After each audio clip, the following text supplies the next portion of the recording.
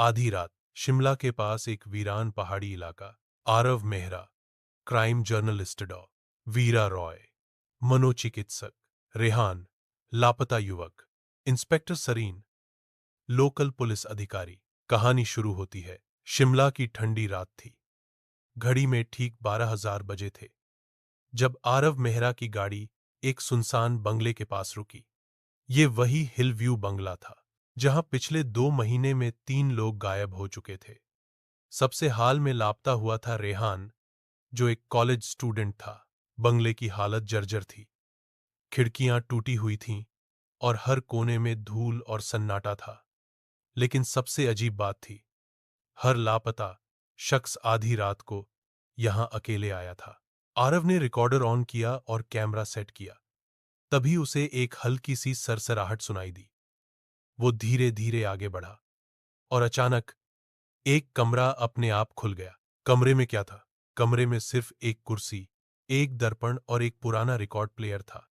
जैसे ही आरव ने दरवाजा पार किया, दरवाजा अपने आप बंद हो गया।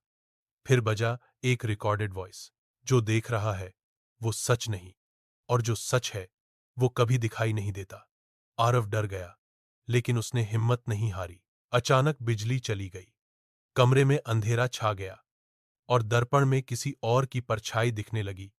किसी और का चेहरा, जो वहां नहीं था। वो चेहरा था रेहान का। आरव ने जोर से चिल्लाया। तभी कमरे की बत्ती वापस आई, लेकिन दर्पण गायब था। डॉ वीरा की सच्चाई। अगले दिन आरव ने डॉ वीरा रॉय से संपर्क किया, जो इन मामलों पर रिसर्च कर रही थीं। वीरा ने बताया कि ये बंगला मानसिक प्रयोगों के लिए 90 के दशक में इस्तेमाल होता था।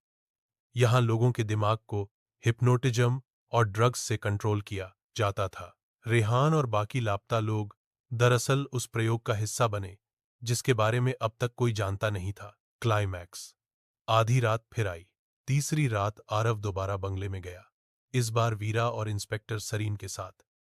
रात के 12,000 बजते ही बंगले की दीवारें हिलने लगीं, कमरे अपने आप खुलने लगे, और फिर एक कमरा खुला, जिसमें बैठा था रेहान, चुपचाप, बेहोश सा।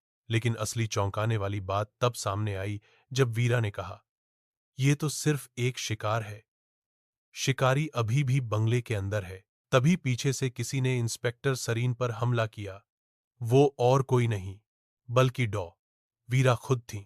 असली मास्टरमाइंड वही निकली। वो लोगों पर मानसिक प्रयोग कर रही थीं और बंगले को अपनी लैब की तरह इस्तेमाल कर रही थीं। अंत आरव ने बड़ी मुश्किल से वीडियो रिकॉर्ड करके पुलिस को भेजा। वीरा गिरफ्तार हुई और सारे लापता लोग एक एक करके होश में लाए गए। लेकिन आज भी कहा जाता है, जो उस बंगले में आधी रात को जाता है, वो कभी वैसा नहीं लौटता जैसा गया था। अगर आपको इसका पार्ट 2 या इस पर आधारित एनिमेटेड वीडियो स्क्रिप्ट चाहिए तो बताएं।